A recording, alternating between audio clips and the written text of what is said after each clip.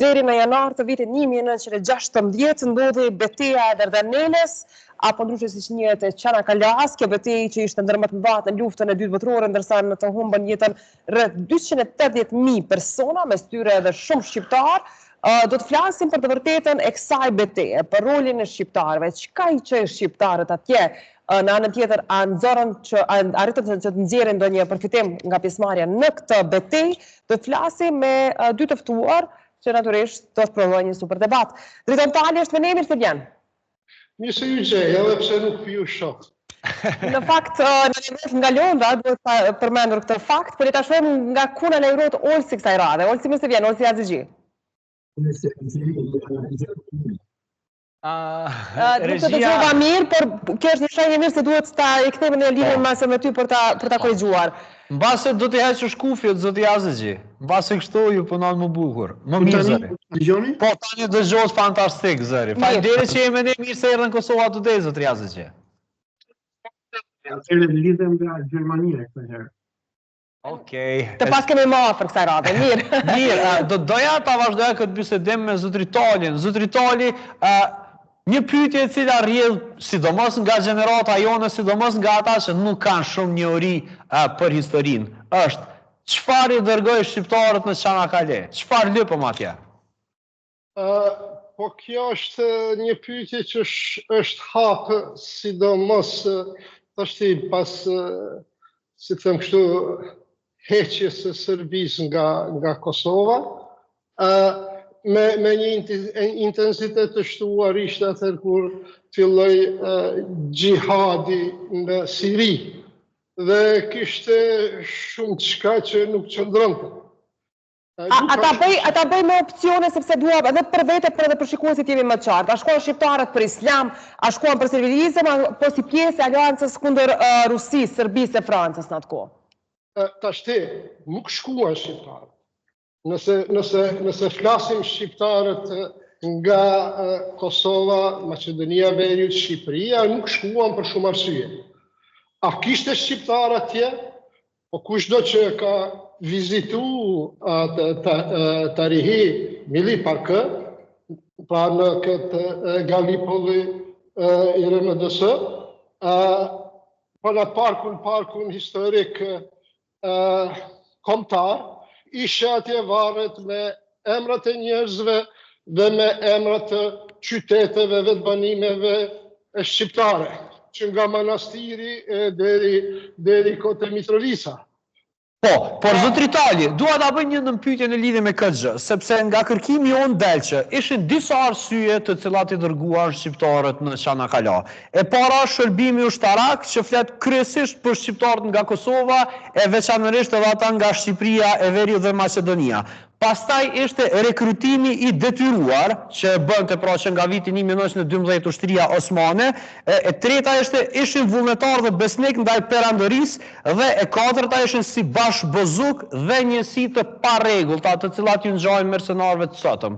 Cilat nga to realisht e dërgoi pjesën më të madhe të shqiptarëve atje? Këto dy pikat, këtu është debati. Sepse për ata që ishin nizam, pra për ushtarët e rregull, natyrisht i ka kap taksirati dhe kanë qenë aty. Për ata të cilët kanë lindë në këto vende, ta zënë, si kur dëvërit e Mustafa Kemali, që më vonë njihet si Ataturku, në atë betejë, në varrin e tij sot do të shkruante Mustafa Kemal Selanik, sepse aty ka lindë. Pra që kishte ushtar të cilët kishin lindë, është shumë e natyrshme, të cilët kishin shku në Turqi në forma të ndryshme, sidomos pas luftrave ballkanike.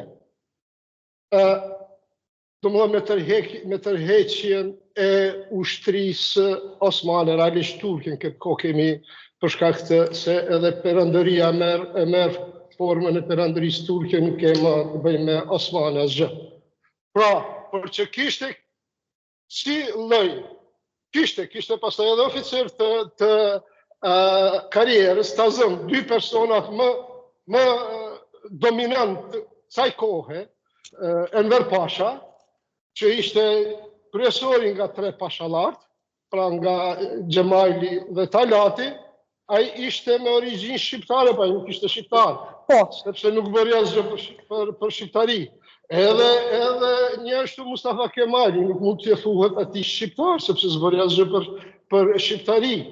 Pra, shqiptari ishte Ismail Qemal Vlora, shqiptari ishte Sami Frashëri, Hasan Prishtina, këta të cilët patën nevojë me badishka për shqiptarë. Tash na nxjerr në një perspektivë tjetër kjo.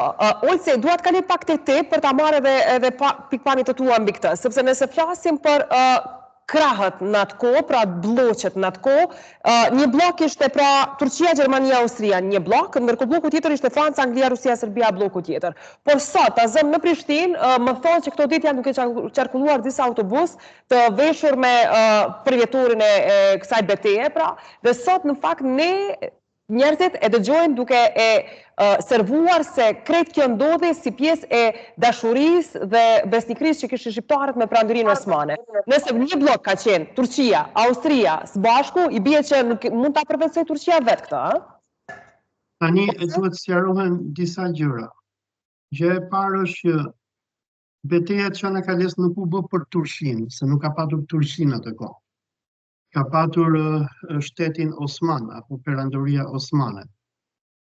E dyta... Referohemi Turqisë, i referohemi Perandorisë Osmane në atë kohë, kuptohet. Perandorisë Osmane, sepse Turqia u pikë në një...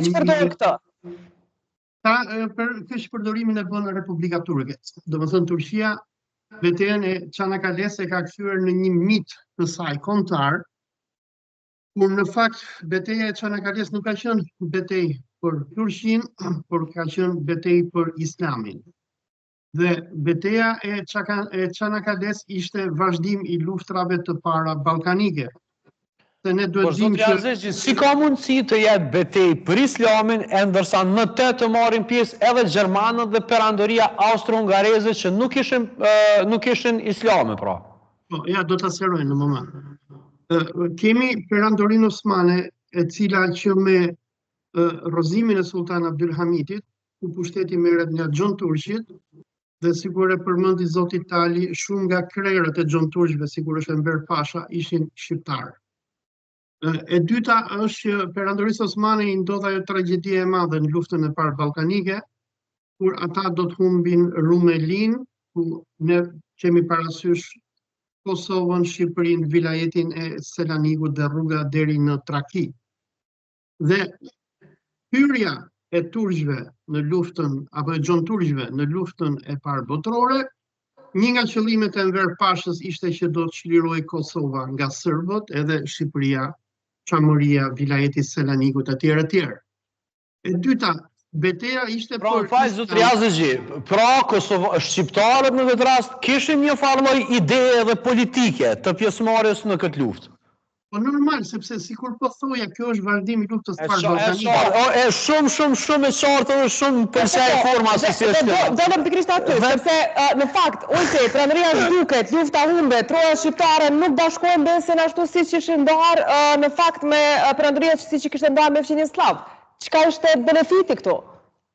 Tani benefiti ishte se betejë e Çanakkales është një nga betejat që do të ndodhin në Ballkan që nga 1912, kur do kemi rënien e Shkupit, e Prishtinës, pushtimin e vilajetit të Shkodrës, të Manastirit, ishin një seri betejash që Perandoria Osmane në udhëheqjen e sultanit që ishte kalifi i Islamit, do të bënin kundër qafirëve të pabezëve që ishin në të rast të përfaqësuar nga boshti anglo-francezo-ruso-sërb. E përna, është që ju më bëhet pyetjen çfarë lidhje kanë gjermanët dhe austriakët. Që nga viti 1914, Perandoria Osmane do të hyjë në aleancë me forcat e pan-gjermanizmit. Dhe betejë e Çanakkales do të jetë një betejë për të mbrojtur pan-gjermanizmin dhe pan-islamizmin. Betejë do të bëhet që nga Egjipti edhe deri në Gjermani, ku do të jetë një aleancë e përbashkët. Dhe a i bie kjo, nëse dalim të pyetja e Jehonës, pse nuk mbrojtën tash tokat tona pas kësaj betejë? A i bie kjo që ne u trastuam barabartë, sikur nga gjermanët edhe nga turqit? Apo s'kishte premtim kurrë? Tani gjermanët edhe turqit bën çfarë mundën, por ata humbën. Domethënë në këtë betejë nuk humbi vetëm Kosova, nuk humbi vetëm Shqipëria, humbi Gjermania, u shkatrua perandoria austro-hungareze dhe në veçanti u shkatrua perandoria osmane. Në fund të kësaj betejë, perandoria osmane. Në fund të kësaj betejë, në 1918 dhjetor, me armistikën e Budros, ne do të kemi armistimin e Stambollit. Që em të pyetja juaj, kjo ishte një betejë për Islamin. Ata shqiptarë që kanë shkuar dhe kanë luftuar në Gallipoli, kanë shkuar që të ndrojnë atë. Tali spajtohet me këtë përkufizim, po e shoh duke të hundur kokën. Më ta mbaroj një. Po. Ata që shkuan në Stamboll, shkuan për dim dhe devlet, për të mbrojtur shtetin që parashikohej që ishte ky shteti i Islamit, i kalifatit Osman dhe feja islame. Dhe shumë nga këta shqiptarë kanë marrë pjesë 25.000 shqiptarë në betejën e Gallipolit. A është numër i fryer ky? A është numër i fryer se dikush thot 25.000 kanë vdekur, dikush 25.000 kanë marrë pjesë?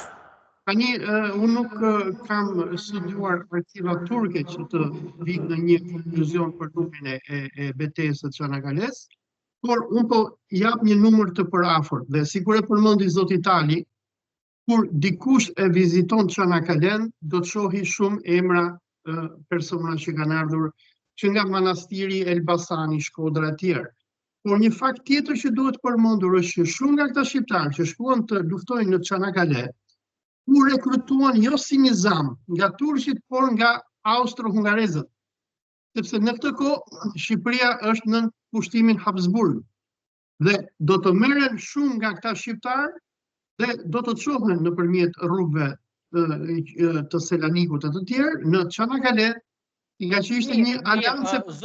Zotri Tali duket se ka një mendim krejt tjetër dhe po e bëjmë kështu pak me një tempo më të shpejt, zotri Azegji. Zotri Tali, po të shohim tek reagon përderisa flas zotri Azegji. Shikoni, zotri Azegji diku i ka lexuar këtë histori.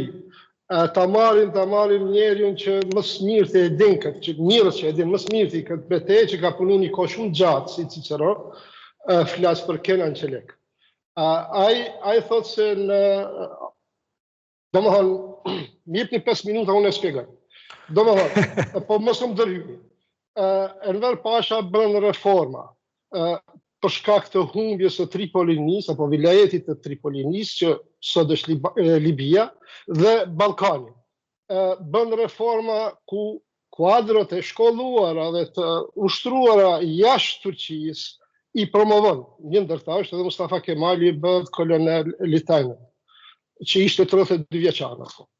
Pra, kurse luftarët ishin 99% shatar të Anadollit, bila i futet atë në disa gjëra njerëzore si ishin 95% analfabet, pra nuk dinin as alfabetin arab, kishte aty ata të cilët dinin të shkruanin, i lexonin letrat e dashnorëve të tyre se kemi të bëjmë me rini. Pra, të atyre të posamartuarve, pastaj sidomos nga prilli, lufta ka filluar, bombardimimet e para janë me 19 shkurt. Pra, lufta ai zeniti është nga prilli deri në fund gushti. Ka pas vdekje industriale, tekstualisht është hec mbi kufoma. Ai aty e shpjegon se si ka ushtarë të cilë dinin të shkruanin, nuk luftonin, po mireshin ton kohën të shkru letra, apo të lezu letra, të i informu për kismetin e trivat. Pra ka qenë ka sapane shumë e madhe, ku 99% kanë qenë ushtarë të Anadollit. Kështu e jep Kenan Çalık. Nëse nisemi prej Stefan Çember, që është nga ana e Aladve, historiani më i mirë që e njeh këtë punë. Ai thotë se Churchilli, pra ai snobizmi i Churchillit dhe Lord Kitchenerit ishin nisë për 2-3 ditë, sikur ky picimuli i silikonit që u fut në Ukrainë, po e qartë. Me marr. Pra, ata ishin fut për 3 ditë me fut në Kostadinie. Atër që edhe më tute Kostadinie, Stambollit janë ndërënendin Ataturkun. Dhe frivit e mërtime, Tani, sepse... Tashti vejani, se nuk ka pas, shiko, prej 1919, po nisemi nga këto forcat, pestel forcat, i analizojmë çka ka ndodhur në vilajetin e Kosovës edhe të Shkodrës. Pra, nga 1911 është luftu këto, është punu. Pastaj 1912 dy luftrat ballkanike është bërë gjenocid. Me në lexon e Dimitri Jetusovici shumë mirë shpjegon. Me në lexon e këtë Troskin, që ishte korespondent i Kijev Misli. Ai shpjegon shumë mirë. Bronislav Lushici, që ishte zyrtar sër, letrat e tij. Po. Lexoni ka pas gjenocid. Sipas tyre, janë dikun mbi 150.000 shqiptarë të vrarë. Në Çanakkale 150. Nalu poshtë besë. Pa shpjegojmë në është ka ndonë Kosovë në Maqedoni. Po dhe vetëm ta kena parasysh. Po dhe zotri Itali. Për një moment, Apo nalësh. Jo. Për një moment zotri Itali nuk e kuptuam kontekstin. Për atë arsye dështëm ta dim për çfarë. Shpjegoj që s'ka pas kush me shku me luftu atje veç lejon, ta përfundoj edhe. Po ju dëgjoj zotri Itali, veç doja të di në qoftë se po flasim për Çanakkale apo Kosovën dhe Maqedoninë në pjesë. Prej ka gjë shku shqiptar. Prej Kosovës dhe Maqedonisë, pikërisht. Ata ta shpjegojmë situatën që ka ndodhur në Kosovë. Mirë, patjetër zotri Itali. Okej, vazhdojmë. Në Kosovë ka pas gjenocid. Sipas kësaj farë matjes të popullit, 1908 i ki dikun 550.000 shqiptarë. Domethënë janë të vrarë mbi 200.000 realisht mashkuj. Keni parasysh. Pastaj lufta e dytë ballkanike ka përfutur në gusht 1913-s. Jo që ka pas krizë ekonomike, fiskale, po paraqitet edhe uria. Ke familje të tëra ku gjyshet kanë metë për kujdesje të familjeve. Pra edhe sipas Islamit, xhihadi i madh është xhihadi i brendshëm, xhihad ekber. Pra kujdesja jote s'pari sprovat për Islam, por edhe ndaj familjes. Xhihadi i vogël asger që i thoi, atëherë nëse ke mundësi me shku me ndihmu dikuj. Dhe më thonë, nëse i shqyrtojmë faktor politik, ekonomik, social, s'ka pas mundësi. Kemi të teknologjik. Nga gushti 1914, ende pa u fut Turqia në luft. Dhe më thonë, gati një vit më vonë, 10 muj më vonë, 11 muj më vonë, fillon lufta e Çanakkales. Serbia fillon të tërhiqet nga kufini me Austro-Hungarinë, me sulmet në Beograd, tërhiqet edhe shteti, sulmet në Beograd fillojnë nga fundi shtatorit. Domethënë tetorëve që okupohet Beogradi, kuvendi i Serbisë tërhiqet në Nish, popullata tërhiqet në Stara Serbia, po Serbinë e vjetër, për ata që se din, Serbia e vjetër është Kosova, Maqedonia. Dhe më thonë e kindi populasi që kishëm 92, 3, 4, kur Miloševići i solli sërt nga Knin. Vetëm se me një intensitet shumë më të madh. Pra, gjasha nuk kanë pas dy shqiptarë më bë bashkë. Edhe sikur të kishte kush më nglejë. Pra, s'ke pas, ka pas vazhnit s'kajshme, të se me gjelon familjen me shku minimu të qisë. Do më thonë, pastaj, qysh do të shkoj atje? Kur 900 kilometrë në pyetje. Mirë. Pra, nuk me shkuna. Pastaj, ma madhe është, prej majit të 1914. E kemi pas Shqiprinë e mesme, mos kash. Xhihadin në Shqiprinë e mesme. Kemi pas kryengritin e Haxhi Qamilit. Nëse dikush ka dasht Turqinë, ka mujtë me shku në Shijak, me ju bashkanxhi këti Haxhi Qamilit. Haxhi Qamilit, po. Për t'i tregu Zoti Gjasigjë sa afort ka qenë Turqia, t'ja rikujta kjo fani Serbia në këto vene, me 2 qershor, kur Haxhi Qamili i imposht forcat e pobratimit të Pashiqit, e sa të Pashtovtanit, futet ushtria serbe si në bashkët babës në Shqipëri e kapin përvesh që Haxhi Qamilin edhe e dënojnë e pushkatër. A mund të marim pikrisht të ke pjesë, Tali, se në ke shumë pikrisht në temë, po?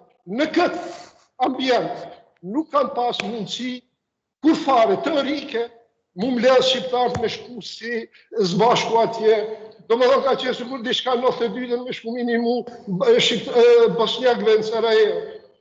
Gjasta teorike s'ke pas. E qartë. Mu shqiptarët me shku në stërvitje në Tiranë, i murve shutën. Do më thonë ka pas Cërnaruka ka qenë shumë e rrezikshme se sa udhva e Rankurishit.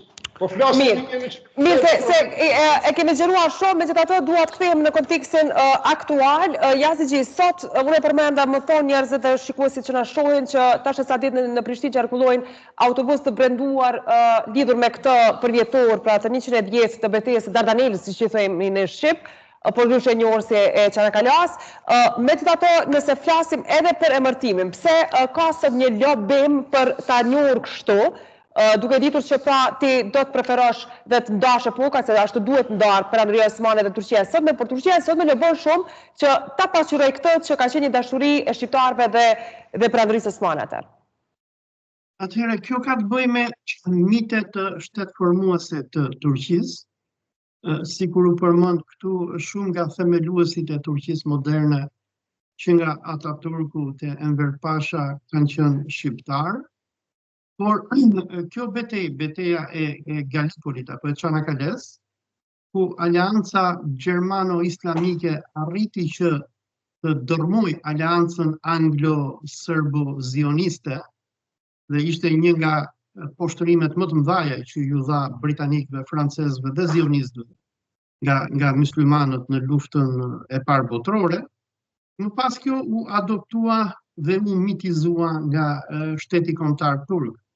Biles po të shikosh këto ekspozitat e librat që prodhon Turqia e tjerë, tregohet sikur heroi i kësaj beteje ka qenë Mustafa Kemal Ataturku, në një kohë që Ataturku ka qenë thjesht një oficer aty. Faktikisht beteja e Çanakales u drejtua nga gjermanët. Komandanti kryesor i ishte Otto Limon van Sanders dhe teknologjia ushtarake që u përdor ishte teknologji gjermane. Gjermanët në marrëveshjen që bëjnë me Osman, me Enver Pashën, dërgojnë teknologjinë e tyre dhe po të shikoni edhe dokumentare të kësaj kohe, edhe pse anglo-francezët kishin një nga armatat më moderne të kohës, edhe Osmanët nuk ishin keq, kishin aviacionin e tyre, kishin tragamina, kishin topa, biles kam patur edhe në ndece. Domethënë ka qenë por zotri Yazigji, sepse po i afrohemi krejt fundit të këtij bloku, jam shumë i lumtur që ka mundësi me diskutu me juve dhe zotri Tali që keni kaq shumë informacion, por duke marrë parasysh kohën po mundohem ta trajtojmë pak më në vija të trasha. Dhe sipas jush zotri Yazigji, ka qenë roli i shqiptarëve aq i rëndësishëm në Çanakkale? Shqiptarët kanë patur një numër komandantësh, njerëz që u përmendën këtu, nga Enver Pasha e tjerë, por nuk kanë qenë vetëm shqiptarë. Një nga komandantët... por zotri Yazigji, koncentrohu të lutem në kontributin e shqiptarëve, në impaktin e tyre në këtë pjesë dhe gjithashtu edhe në viktimat shqiptare aty, sepse do të na merrte pastaj shumë kohë nëse orientohemi dhe zgjerojmë më gjatë temën. Kjo beteja e Çanakales dy rëndësi. E para rëndësi është që u mbrojt kalifati i Islamit dhe për shqiptarët myslimanë rënja e Stambollit ishte qameti, ishte tragjedi që nuk pritej më. Dhe e dyta është beteja e Çanakales, ne kemi këngë që janë kënduar në Kosovë, në Shqipëri, që në kohën e Zogut edhe më mbrapa, ku shqiptarët ashtu sikur edhe turqit e himnizuan këtë betejë, nga që kjo betejë tregoi që kjo perandoria anglo-zioniste, në qoftë se shqiptarët, turqit, kurdët, arabët, anadollakët, gjermanët, popujt e Evropës dhe lindjes mesme bashkëkohe, ata mund të mundin këtë perandorinë e keqe e cila shqiptarëve i solli grekët edhe serbët që i masakroi. Duhet ta dimë që Serbia, pushtimi i Kosovës u vulos nga perandoria anglo-franceze dhe masakrat që u bën kundër shqiptarëve ishin pjesë e kësaj, se domethënë e qartë, e ndalim këtu zotri Yazigji, sepse dua të jap edhe një koment zotrit Talit, i cili automatikisht dhe gjithmonë po e kundërshton me mimikat e tij atë që po thonë jo, por do ta vazhdojmë edhe një herë këtë diskutim. Po zotri Tali, cila është pjesa që ju bën të... Unë nuk jam turk, nuk e ndi vetëm turk, jam shqiptar. Po t'isha turk, ajo do t'ishte krenaria ime, kjo beteja e Çanakalas. Keni parasysh, do t'ishte prekazim, sepse aty, sikur mos t'ishte Mustafa Kemali, me trimat e vetë, sot nuk do t'kishte Turqi.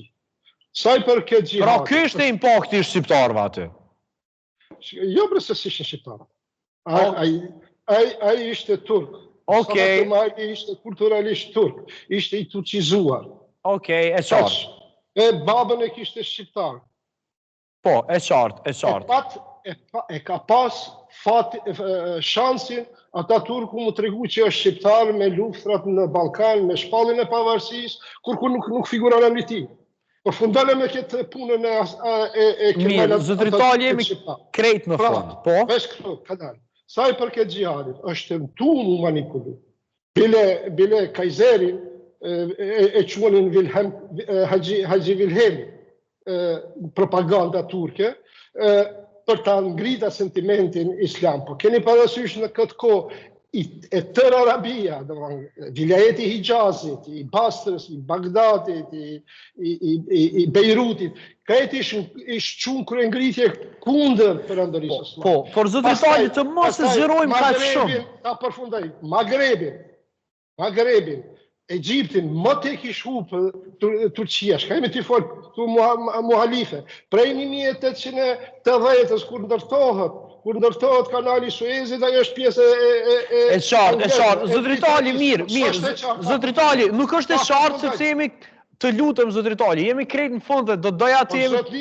Zotënia hapi atë shumë pa vërteta, po du mja vërë... Mbase do ta qëlleni edhe ato me dhëmë përgjegje, me shpërda për ha, ose pregadit në ju për këtë temë, e mos jeni këtu sigur... Jo, zotëri Tali, unë po mendoj që ne ishim përgatitur për një temë që ka të bëjë me Çanakkalen dhe jo me Egjiptin, kanalin e Suezit, Gibraltarin e tjerë. Ne besoj se kemi mundësi me i trajtu... Po, zotëri Tali, pikërisht, të lutëm sepse të dytë nuk kuptohemi mbase. Ne vazhdoj ignorancën tonë. Egjipti është pjesë e paketit. Këtu disa herë u tha që ka qenë gjihad, ka qenë lufta për perandërinë Osmanu, për Egjipti. Egjipti ka qenë pjesë, aty janë ushtru njësitë australisë dhe Zelandës. E qartë, zotëri Tali. Islamit. Jo, është e qartë për neve që kjo temë është shumë e zgjeruar zotëri Tali, ndërsa e pa qartë për juve, për faktin se kemi një person të madh kohor dhe ne krejt çfarë dëshirojmë të bëjmë. Herën tjetër mos na thini për 15 minuta për çfarë. E po pikërisht zotëri Tali, dua të vetë përmirësohem dhe herën tjetër t'ju thrasim në një debat i cili do të jetë më i gjatë, mbase do të jemi në studio të gjithë së bashku. Për ta përfundu, ajo ka qenë një luftë ku turqit kanë tregu, kanë bërë mrekulli, pra e kanë poshtë dy fuqit më të mëdha të kohës. Churchilli mendonte se si definojnë atje anijet më moderne, drejtnuts, ka ashtu qëlliturat, turqit do të frigohen dhe do të dërzohen dhe për 2 ditë do të futet në Kostadinia. Ka qenë plani i... Tani më është më e qartë, zotëri Tali. Por, zotëri Azizi dhe zotëri Tali, duke marrë parasysh se ne ndihemi borxhli ndaj këtij debati me shumë informacion, shpresojmë dhe ju sugjeroj që ta bartim edhe një herë tjetër me datën 4 prill, zotëri Azizin e kemi në Prishtinë dhe do ta zhvillojmë prapë njëjtën gjë. 4 prill mund të jemi i nxënë se unë tash jam në radhë punës. Jam në oralin e drekës, jam të e shfrytzu pra... Mirë, të provojmë të koordinojmë oraret e përshtatshme për të dy, duke ju falendruar shumë dhe duke kërkuar mirëkuptimin tuaj, që mbase mund të kishim shkuar pak më shpejt disa pjesëve që ju kishit shumë informacion, por kaq kishim kohë. Faleminderit shumë zoti Tali, faleminderit shumë Olsi. Merci. Ju uroj sukses. Faleminderit shumë. Atëherë ne do shkputemi këtu në fakt me këtë